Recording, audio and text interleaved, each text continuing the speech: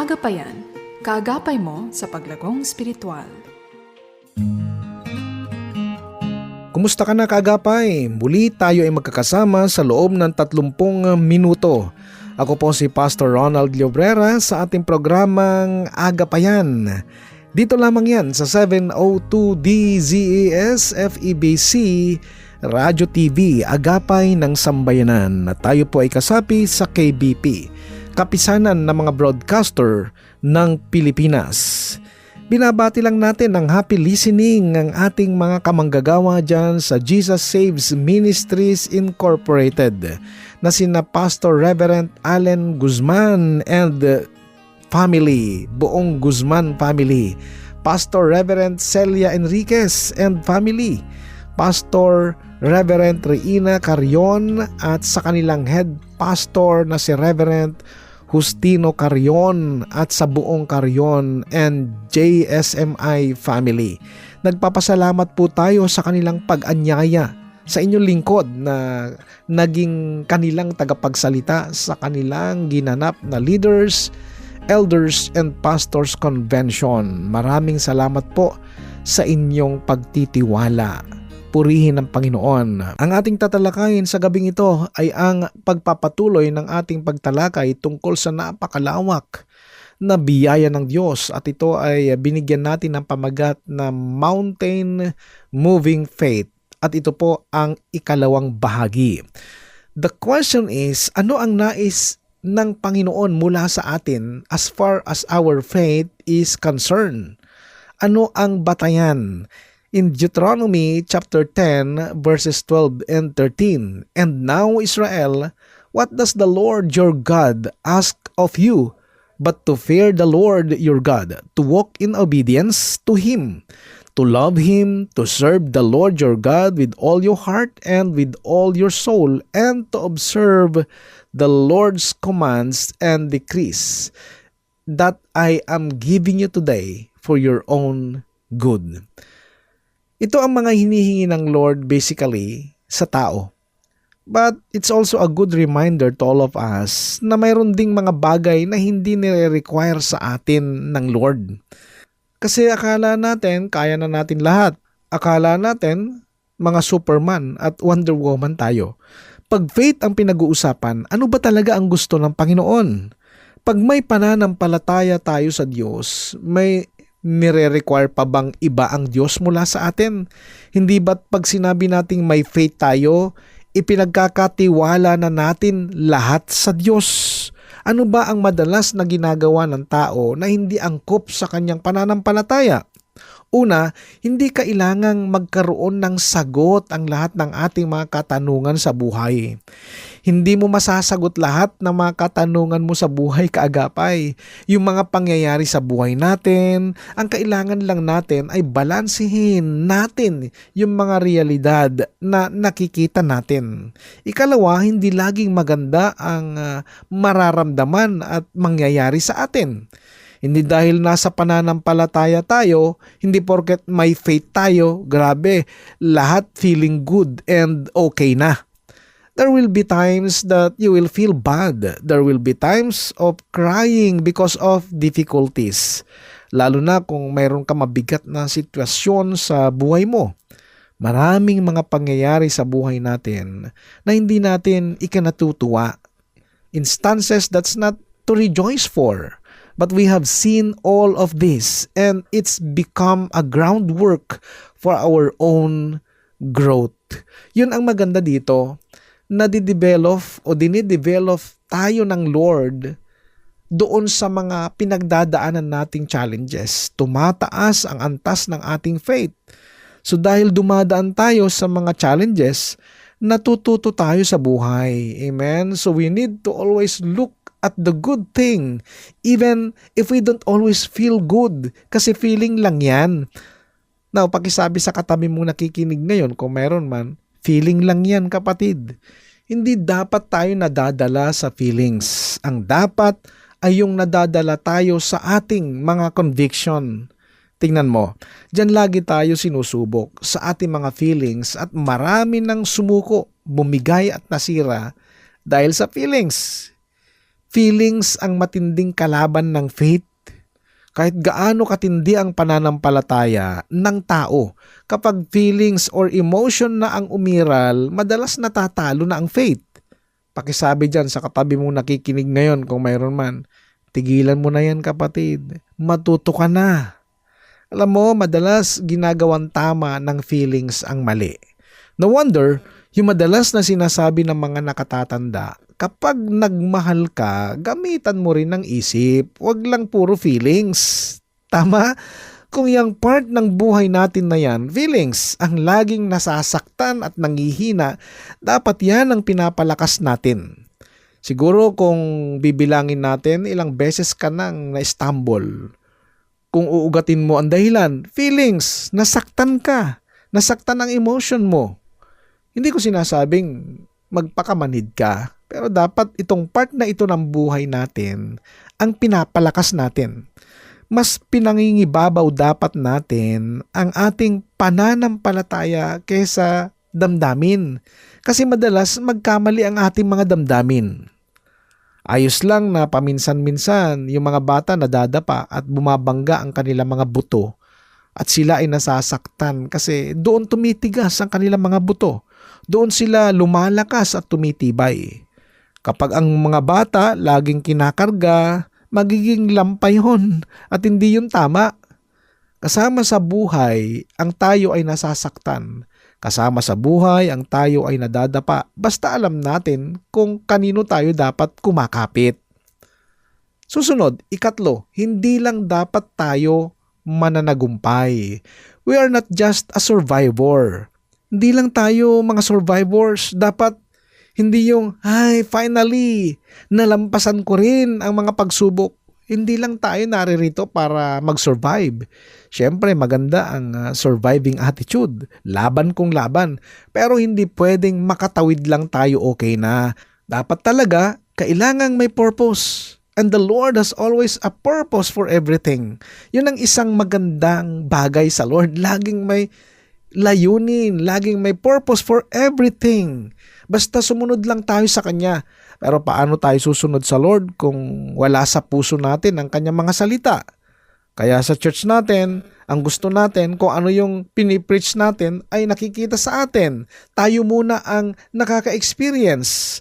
So dapat hindi lang tayo basta nagsusurvive. We need to go beyond surviving and look for the purpose that God has put to us. Amen? So ngayon, punta naman tayo doon sa question na ano ba talaga ang gusto ng Diyos para sa atin? Remember, kung may gusto sa atin ang Diyos na dapat nating gawin, ito lang yung bunga ng Kanyang biyaya. Kung may gagawin man tayo, ito'y dahil sa Siya ay may una ng ginawa para sa atin. Lahat dapat ng motivation natin sa paggawa ay ito'y dahil sa may nauna ng ginawa ang Diyos para sa atin. Alam niyo po, makwento ko lang, mayroon po tayo isang donor dito sa FEBC na si Engineer David. No? Sabi niya, hindi ako nagbibigay para ma-bless ako. Nagbibigay ako kasi nauna na yung blessings na dumating sa akin. Grabing prinsipyo, no? Talagang kitang-kita at nararanasan niya yung blessings na dumarating sa kanyang buhay mula sa Panginoon. Kaya naman mula doon sa mga biyayang yun ay nag-uumapaw din mula sa kanya ang biyayang patungo sa kanyang pagtulong sa iba. God did something first and we get to respond. Nagre-response lang tayo. So what does God require? Let us check the Word of God. Ikaapat, nais ng Diyos na mabigyan siya ng kaluwalhatian sa lahat ng nangyayari sa buhay natin. So alam natin na ang lahat ng pinagdadaanan nating challenges ay may dahilan. Amen? Remember, yung mga disciples ni Jesus asked Him, Rabbi, why was this man born blind? Was it because of his own sin or was his parents' sin? Kaya ba siya bulag kasi makasalanan siya o yung mga magulang niya? Ano ang sagot ni Jesus? John chapter 9 verses 2 and 3. His disciples asked Him, Rabbi, who sinned, this man or his parents, that he was born blind? Neither this man nor his parents sinned, said Jesus, but this happened so that the works of God might be displayed in him. Amen? Alam nyo kagapay, kapag tinanong nyo po ang inyong mga finance department, lalo na dyan sa inyong mga churches, sasabihin nila sa inyo kung gaano kabuti ang Panginoon sa mga simbahan natin. Na kahit dumadaan tayo sa matinding pangangailangan, lalo na sa mga panahong ito, na marami ang dumadaan sa krisis at kami mismo naranasan namin sa panahon na nagtatayo po kami ng simbahan dyan po sa Bulacan area, kumikilos pa rin ang Panginoon sa finances namin. At alam nyo, sa mga ganitong pangangailangan, kung ikaw isa ka sa ginamit ng Lord para dumaloy ang kanyang pagpapala sa mga pangangailangan ng inyong gawain, ng inyong simbahan, hindi tayo dumadaan sa ganitong sitwasyon para pahirapan tayo ng Diyos. Dumadaan tayo sa sitwasyon na ito para makita natin ang Diyos, para makita natin na siya pa rin ang number one, siya pa rin ang provider sa ating pangangailangan, na kahit anong mangyari, siya pa rin ang may hawak sa ministry na pinagkatiwala niya sa atin. In the same token, siya rin ang may hawak ng buhay mo. We will all come out glorious because of what we have gone through. And we give that glory back to God. Amen? So, ano pa ang nais ng Diyos? Next, 5, nais ng Diyos na kahit tumutulo ang luha mo sa mga pinagdadaanan mo, matuto ka pa rin tumayo mula sa iyong pagkakasadlak. Sa panahon ng ating kahinaan, tayo ay lalapit sa Kanya na nagsasabing, Lord, hindi po namin ito kaya. Okay? Yun ang mahalaga, na tayo ay umaamin. So, syempre, kapag mahina tayo, kanino tayo lalapit? Sa Panginoon. Amen? God weeps at the suffering of His world. Siya rin mismo, naging mabigat ang loob niya sa kanyang creation. Ano ba ang nangyari sa mga taong ito? Lalo na ang mga hindi kumikilala sa kanya. Pag tayo ay may pinagdadaan ng pasakit sa ating mga puso at kaluluwa, naroroon ang Panginoon kasi nagiging temple yon ng paglapit natin sa Kanya. Amen? And the presence of God is felt. Nararanasan natin. Pwede tayong lumapit sa Kanya. So don't feel lost kung may mga pangyayari sa buhay mo na hindi maganda. Sa mga difficulties, may lalabas doon na magagandang bagay. And out of those difficulties, there can be emerge new possibilities and new acts of kindness and new hope. So, kaya natin naalala lahat ng kabutihan ng Panginoon. Alam niyo, si Jesus nakaranas din ng bigat ng kalooban. Remember when his friend Lazarus died? He wept.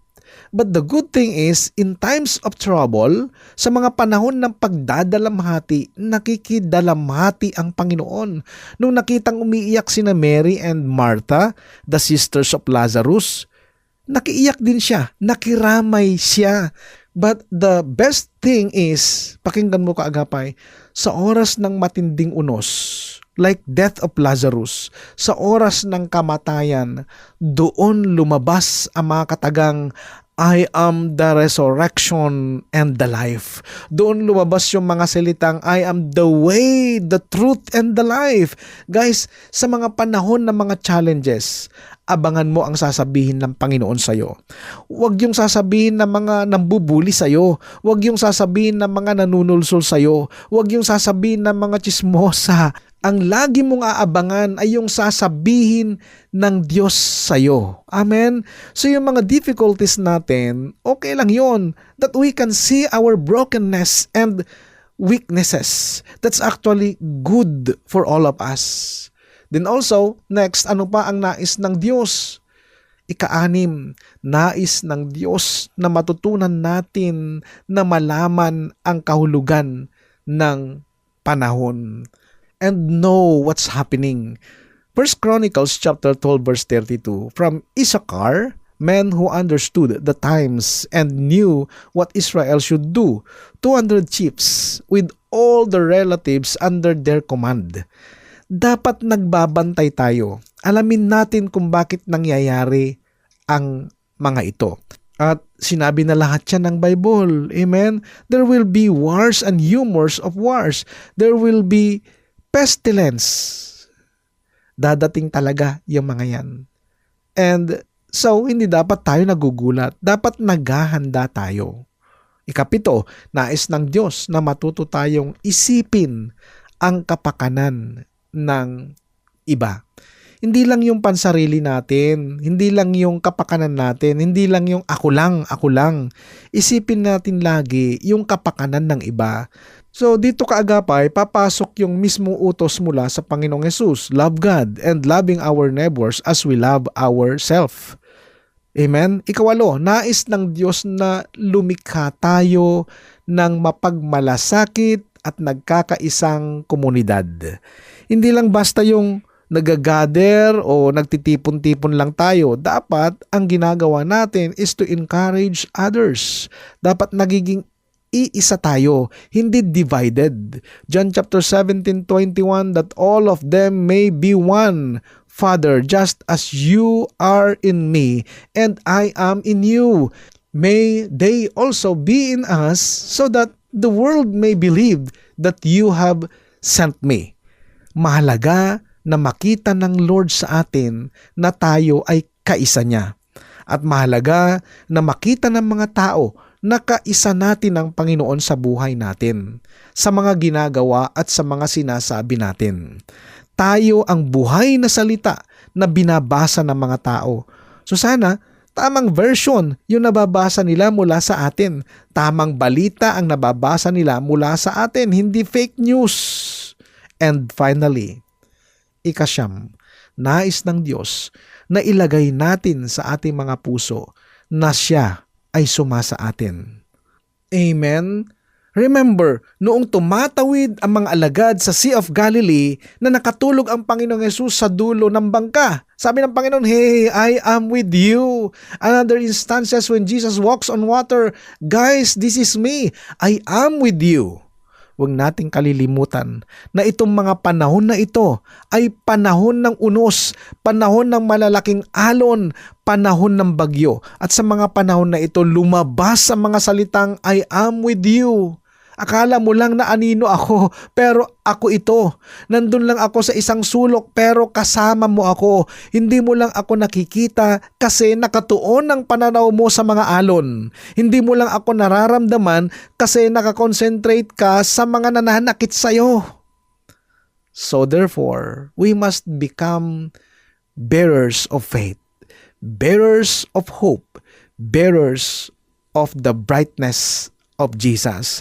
Isaiah chapter 4 verse 2, in that day, the branch of the Lord will be beautiful and glorious, and the fruit of the land will be the pride and glory of the survivors in Israel. Ultimately, this is the summary.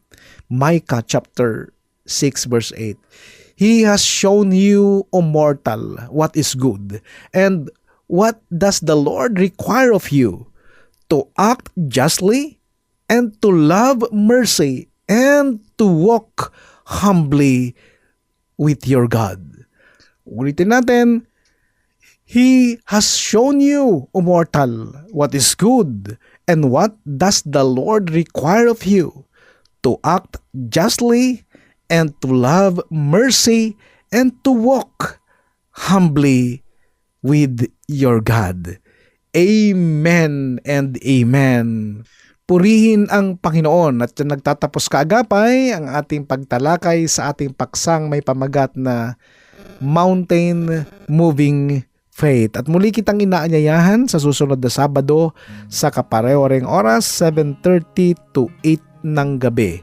Kaagapay, kung mayroon kang katanungan, komento, or any concern with regards to our topic today, maaari ka magpadala ng iyong mensahe sa 702 DZS FEBC Facebook page or mag-text ka sa cellphone number 0999-223-5668.